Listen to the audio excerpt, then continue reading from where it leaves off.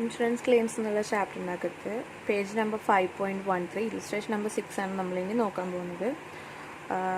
A fire occurred on September 15, 2016 in the premises of X Company Limited. From the following figures, calculate the amount of claims to be lodged with the insurance company for loss of stock. Stock at cost on January 1, 2015 to 20,000. Stock at cost on January 1, 2016, 30,000. Purchases 2015, 40,000. Purchases from January 1, 2015 to September 15, 2016, 88,000. Sales 60,000. Sales from 1st January 2016 to September 15, 2016, 1,05,000. During the current year, cost of purchases have risen by 10% above last year's levels. Selling prices have gone up by 5%. Salvage value of stock after fire was 2,000. Policy was 55,000 and was subject to average close adopted എന്നാണ് പറഞ്ഞേക്കുന്നത്. അപ്പോൾ ഈ ക്വസ്റ്റിനകത്ത് നമ്മൾ നേരത്തെ ചെയ്ത പോലെ normal കേസിനകത്താണെന്നുണ്ടെങ്കിൽ നമുക്ക് സ്റ്റോക്കിൻ്റെ വാല്യൂ കണ്ടുപിടിക്കാൻ വേണ്ടിയിട്ട് ട്രേഡിംഗ് അക്കൗണ്ട് പ്രിപ്പയർ ചെയ്യാം. 2015 അതിന് ട്രേഡിംഗ് അക്കൗണ്ട് പ്രിപ്പയർ ചെയ്യാനായിട്ടുള്ള ഓപ്പണിംഗ് സ്റ്റോക്ക് ഉണ്ട്, ക്ലോസിംഗ് സ്റ്റോക്ക് ഉണ്ട്, പർച്ചേസ് ഉണ്ട്, സെയിൽസ് ഉണ്ട്. അപ്പോൾ ഇത്രയും കാര്യങ്ങൾ വെച്ചിട്ട് നമുക്ക് കഴിഞ്ഞ വർഷത്തെ ട്രേഡിംഗ് അക്കൗണ്ട് ഉണ്ടാക്കിയിട്ട് ഗ്രോസ് പ്രോഫിറ്റ് റേഷ്യോ കണ്ടുപിടിക്കുക. എന്നിട്ട് ഈ വർഷത്തെ മെമ്മോറാണ്ടം ട്രേഡിംഗ് അക്കൗണ്ട് ഉണ്ടാക്കുക, ആ റേഷ്യോ വെച്ചിട്ട് ചെയ്യുക എന്നുള്ള രീതിയിൽ ആണ് നമ്മൾ നോർമലി ചെയ്യാറുള്ളത്. അപ്പോൾ ഈ വർഷത്തെ ഡീറ്റെയിൽസ് നമുക്ക് തന്നിട്ടുണ്ട്. ഈ വർഷത്തെ പർച്ചേസ് എത്രയാണ്, സെയിൽസ് എത്രയാണ്, ഓപ്പണിംഗ് എത്രയാണെന്ന് അറിയാം, ഗ്രോസ് പ്രോഫിറ്റ് റേഷ്യോ നോക്കിയാൽ മതി. പക്ഷേ ഈ ക്വസ്റ്റിനകത്ത് ഡിഫറൻസ് വന്നേക്കുന്നത് എന്താണെന്ന് വെച്ച് കഴിഞ്ഞാൽ, during the current year cost of purchase have risen by 10% above last year's levels and selling prices have gone up by 5% എന്നാണ് പറഞ്ഞേക്കുന്നത്.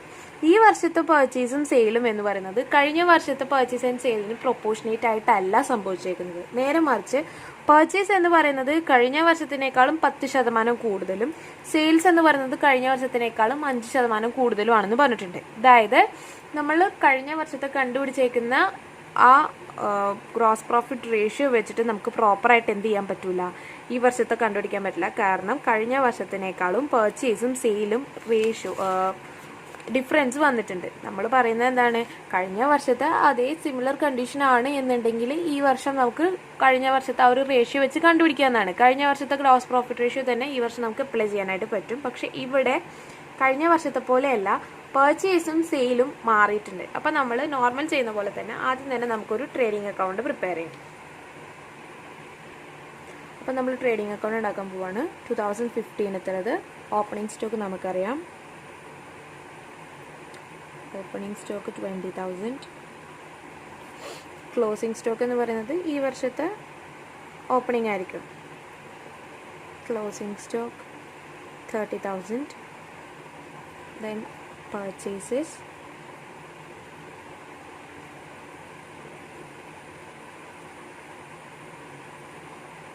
40,000. Sales 60,000. വേറെ ഇൻഫർമേഷൻ ഒന്നുമില്ല. അപ്പോൾ നമുക്കിതിനെ ബാലൻസ് ചെയ്യുമ്പോൾ കിട്ടുന്നതായിരിക്കും നമ്മുടെ ഈ വർഷത്തെ 2015 ഗ്രോസ് പ്രോഫിറ്റ് എന്ന് പറയുന്നത്. ഇവിടെ 90 ഉണ്ട്, ഇവിടെ 6 ഉള്ളു. അപ്പോൾ ഗ്രോസ് പ്രോഫിറ്റ് എന്ന് പറയുന്നത് 30,000 വന്നു ബാലൻസ് ചെയ്ത്. അതായത് ഇവിടെ 60,000 ഉള്ളൂ, ഇവിടെ 90,000, ബാലൻസ് ചെയ്യുമ്പോൾ തന്നെ 30,000. ഗ്രോസ് പ്രോഫിറ്റ് റേഷ്യോ കാണാം. GP ratio is equal to gross profit divided by sales into 100. അതായത് 50% ആണ് നമ്മുടെ ഗ്രോസ് പ്രോഫിറ്റ് റേഷ്യോ എന്ന് പറയുന്നത്. ഫോർമുല അറിയാലോ, gross profit divided by sales into 100 ആണ് GP റേഷ്യോൻ്റെ ഫോർമുല എന്ന് പറയുന്നത്. ഈ സ്റ്റെപ്പ് നമ്മൾ നോർമലി ചെയ്യുന്ന പോലെ തന്നെ ഒരു ട്രേഡിംഗ് അക്കൗണ്ട് പ്രിപ്പയർ ചെയ്തു. കഴിഞ്ഞ വർഷത്തെ ട്രേഡിംഗ് അക്കൗണ്ട് പ്രിപ്പയർ ചെയ്തു. സെയിൽസും പർച്ചേസൊക്കെ വെച്ചിട്ട് നമ്മൾ കണ്ടുപിടിച്ചു. ഗ്രോസ് പ്രോഫിറ്റ് റേഷ്യോ 50% ആണെന്ന് കണ്ടുപിടിച്ചു. നോർമൽ ഈ അഡീഷണൽ ഇൻഫർമേഷൻ ഇല്ല എന്നുണ്ടെങ്കിൽ നമുക്ക് ഈ വർഷത്തെ സ്റ്റോക്ക് കണ്ടുപിടിക്കാൻ എളുപ്പമാണ്. കാരണം ഓപ്പണിംഗ് സ്റ്റോക്ക് നമുക്ക് 30,000 ആണെന്നറിയാം, പർച്ചേസ് 88 ആണെന്നറിയാം, സെയിൽസ് 1,05,000 ആണെന്നറിയാം, ഗ്രോസ് പ്രോഫിറ്റ് റേഷ്യോ 50% ആണെന്ന് അറിയാവുന്നതുകൊണ്ട് സെയിൽസിൻ്റെ 50% എടുക്കുക. ദെൻ ബാലൻസ് ചെയ്യുമ്പോൾ നമുക്ക് ക്ലോസിംഗ് സ്റ്റോക്ക് കിട്ടും.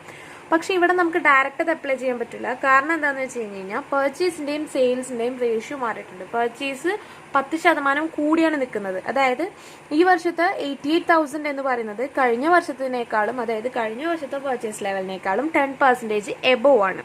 അപ്പോൾ കഴിഞ്ഞ വർഷത്തെ എന്ന് പറയുന്നത് എത്രയായിരിക്കും? ഇപ്പോൾ ഉള്ളത് 110% ആണ്. നമ്മൾ അതിൻ്റെ 100% കാണണം. ദെൻ സെയിൽസ് എന്ന് പറയുന്നത് 5% എബോവ് ആണ്. അതായത് ഇപ്പം നമ്മുടെ കയ്യിലുള്ളത് കഴിഞ്ഞ വർഷം ഉണ്ടായിരുന്നതിൻ്റെ ഒപ്പം ഒരു 5% കൂടെ കൂടിയിട്ടാണ്. അതായത് 100 ആയിരുന്നത് 5% കൂടി 105% ആണ് നമ്മുടെ കയ്യിൽ ഇപ്പോൾ ഉള്ളത്. നമ്മളത് 100 ആക്കി എടുക്കണം. അപ്പോൾ അങ്ങനെയുള്ളത് കൊണ്ട് നമുക്ക് direct gross profit ratio apply ചെയ്യാൻ പറ്റില്ല. നമ്മൾ എന്ത് ചെയ്യണം? കഴിഞ്ഞ വർഷത്തെ ഒരു ഈ എമൗണ്ടുകൾ വെച്ചിട്ട് കഴിഞ്ഞ വർഷം എങ്ങനെയായിരുന്നു എന്നുള്ളത്, കഴിഞ്ഞ വർഷം എന്ന് ഉദ്ദേശിക്കുന്നത് കഴിഞ്ഞ വർഷം ഈ പീരീഡ് January 1, 2015 to September 2016 എന്നുള്ള പോലെ തന്നെ January 1, 2014 to സെപ്റ്റംബർ 2015 വരെയുള്ള ആ ഒരു ഡേറ്റിലത്തെ നമ്മൾ കാണണം. അപ്പം നമ്മളൊരു മെമ്മോറാണ്ടം ട്രേഡിംഗ് അക്കൗണ്ട് ഉണ്ടാക്കുമ്പോൾ നോർമൽ ഉണ്ടാക്കുന്നതിൻ്റെ അകത്തു നിന്ന് ഡിഫറെൻ്റ് ആയിട്ട് നമ്മൾ സാധാരണ മെമ്മോറാണ്ടം ട്രേഡിംഗ് അക്കൗണ്ട് ഉണ്ടാക്കുമ്പോൾ സാധാരണ നമ്മൾ ഉണ്ടാക്കുന്ന പോലെ തന്നെ ഓരോ പെർട്ടിക്കുലേഴ്സും അതുപോലെ തന്നെ ഓരോ എമൗണ്ട് കോളാണ് ഉണ്ടാവാറുള്ളത്. ഇതെന്ന് പറയുമ്പോൾ നമുക്ക് 2 എമൗണ്ട് കോളം വെച്ചിട്ടൊരു മെമ്മോറാണ്ടം ട്രേഡിംഗ് അക്കൗണ്ട് പ്രിപ്പയർ ചെയ്യണം. അപ്പോൾ നമ്മൾ 2 എമൗണ്ട് കോളം വെച്ചിട്ടാണ് ചെയ്യാൻ പോകുന്നത്. ഒരെണ്ണം current ഇയറും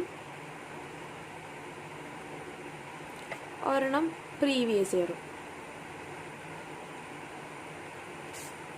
current year and previous year വെച്ചിട്ടാണ് നമ്മൾ ചെയ്യാൻ പോകുന്നത്. അപ്പോൾ നമുക്ക് ഓപ്പണിംഗ് സ്റ്റോക്ക് നോക്കാം.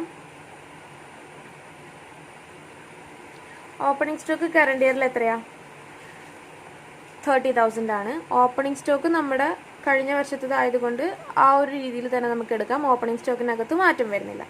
ഇനി നമ്മൾ പർച്ചേസസ് എടുക്കുകയാണ്. പർച്ചേസസ് എടുക്കുന്ന സമയത്ത് പർച്ചേസസ് നമുക്ക് കറണ്ട് ഇയർ എത്രയാണെന്ന് അറിയാം. 1 January 2015 to September 2016 വരെ 88,000 ആണ്. ഈ 88,000 എന്ന് പറയുന്നത് എന്താണ്?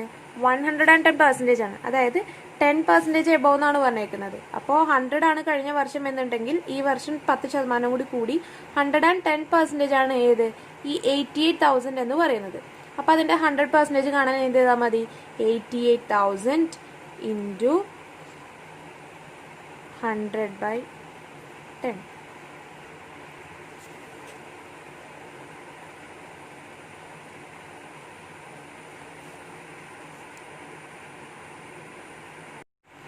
അപ്പോൾ 110 ചെയ്യുക. അപ്പോൾ നമുക്ക് കിട്ടുന്നതാണ് ഈ പറയുന്ന 80,000 എന്ന് പറയുന്നത്. കാണിച്ചു തരാം. ഇടയ്ക്കൊന്ന് വീഡിയോ കട്ടായതാണ്.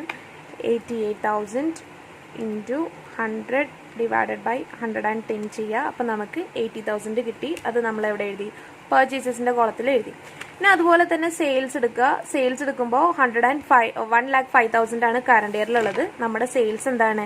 5% എബോവ് എന്നാണ് പറഞ്ഞേക്കുന്നത്. അതായത് 100 + 5 105 ആണ് നമ്മുടെ 105,000 എന്ന് പറയുന്നത്. നമ്മളപ്പോൾ എന്ത് ചെയ്യണം? 100ലേക്ക് ആക്കണം. 105,000 ഇൻറ്റു 100/105 ചെയ്യുമ്പോൾ 1 lakh കിട്ടി. നമ്മൾ പ്രീവിയസ് ഉണ്ടാക്കി എഴുതി. ഇനി നമ്മൾക്ക് ഗ്രോസ് പ്രോഫിറ്റ് റേഷ്യോ അറിയാം 50% ആണെന്നുള്ളത്. ഈ 50% നമുക്ക് എവിടെ അപ്ലൈ ചെയ്യാൻ പറ്റുള്ളൂ? കറണ്ട് ഇയറിൽ അപ്ലൈ ചെയ്യാൻ പറ്റില്ല. കാരണം കറണ്ട് ഇയറിലെല്ലാം 100% പകരം 110 105 ആയിട്ടാണ് കിടക്കുന്നത്. 100 കിടക്കുന്നത് ഏതാണ്? പ്രീവിയസ് ഇയർ ആണ്. അതായത് ഇവിടെ നമുക്ക് 110% ആണ്, ഇത് നമുക്ക് 105% ആണ്. 100 കിടക്കുന്ന ഏതാണ്? പ്രീവിയസ് ഇയർ ആണ് കിടക്കുന്നത്. അപ്പം നമുക്ക് ഈ 50% 100 ഉള്ളതിൻ്റെ അകത്താണ്. പെർസെൻറ്റേജ് എന്ന് പറയുമ്പോൾ എപ്പോഴും എന്താണ്? 100ൻ്റെ അകത്തുള്ള റേഷ്യോ ആണ്. അപ്പോൾ നമ്മൾ പ്രീവിയസ് ഇയറിൽ വേണം അപ്ലൈ ചെയ്യാൻ വേണ്ടിയിട്ട് 1 lakhന്റെ 50% എടുക്കുക. അതായത് 50,000 ആണ് പ്രീവിയസ് ഇയറിലെ ഗ്രോസ് പ്രോഫിറ്റ് കിട്ടുക. പ്രീവിയസ് ഇയറിലെ ഗ്രോസ് പ്രോഫിറ്റ് കിട്ടിയാൽ ഓട്ടോമാറ്റിക്കലി പ്രീവിയസ് ഇയറിലെ ക്ലോസിംഗ് സ്റ്റോക്ക് നമുക്ക് ബാലൻസ് ചെയ്യുമ്പോൾ 60,000 കിട്ടും. ഇനി കറണ്ട് ഇയറിലെ ക്ലോസിംഗ് സ്റ്റോക്ക് അപ്പോൾ നമുക്ക് മനസ്സിലാവൂലേ? പ്രീവിയസ് ഇയറിൽ 60,000 ആണ് എന്നുണ്ടെങ്കിൽ കറണ്ട് ഇയറിൽ എപ്പോഴും എന്തായിരിക്കും? കോസ്റ്റ് ഓഫ് പർച്ചേസ് എന്ന് പറയുന്നത് 10% കൂടുതലാണെന്ന് പറഞ്ഞു. സ്റ്റോക്ക് എന്ന് പറയുന്ന പർച്ചേസിന്റെ ഭാഗമാണ്.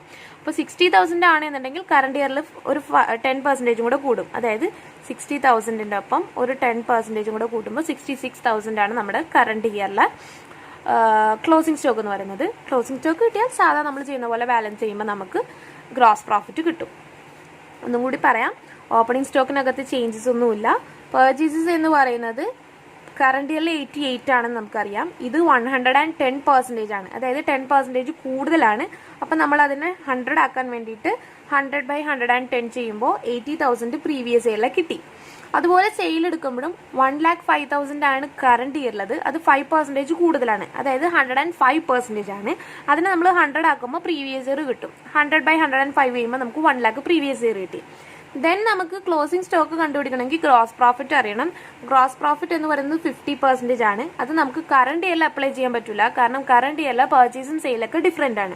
പ്രീവിയസ് സെയിലാണ് എല്ലാം 100ൽ കിടക്കുന്നത്. അതുകൊണ്ട് നമ്മൾ ഈ 50% പ്രീവിയസ് സെയിൽ അപ്ലൈ ചെയ്യുമ്പോൾ 1 lakhന്റെ 50% എടുക്കുമ്പോൾ 50,000 ഗ്രോസ് പ്രോഫിറ്റ് കിട്ടി. അത് നമ്മൾ ബാലൻസ് ചെയ്യുമ്പോൾ പ്രീവിയസ് ഇയർ ചെയ്ത ക്ലോസിംഗ് സ്റ്റോക്ക് 60,000 കിട്ടി. പ്രീവിയസ് ഇയറിലെ ക്ലോസിംഗ് സ്റ്റോക്ക് 60,000 ആണ് എന്നുണ്ടെങ്കിൽ കറണ്ട് ഇയറിൽ 10% കൂടുതലായിരിക്കും, കാരണം പർച്ചേസ് 10% എബോവ് ആണ്. അപ്പോൾ 60,000 ഒപ്പം ഒരു 10% കൂടെ ആഡ് ചെയ്യുമ്പോൾ 66,000 കിട്ടി. ക്ലോസിംഗ് സ്റ്റോക്ക് കിട്ടിയാൽ പിന്നെ ഗ്രോസ് പ്രോഫിറ്റ് എന്ന് പറയുന്നത് ബാലൻസ് ചെയ്ത് നമുക്ക് കിട്ടും. ഗ്രോസ് പ്രോഫിറ്റ് നമുക്ക് ആവശ്യമില്ല, നമുക്ക് ക്ലോസിംഗ് സ്റ്റോക്കാണ് വേണ്ടത്. എന്നാലും നമ്മൾ ഇവിടം വരെ എത്തിയത് കൊണ്ട് അത് കംപ്ലീറ്റ് ചെയ്തു എന്ന് മാത്രം. ഇനി നമുക്ക് നെക്സ്റ്റ് സ്റ്റെപ്പ് എന്ന് പറയുന്നത് എന്താണ്?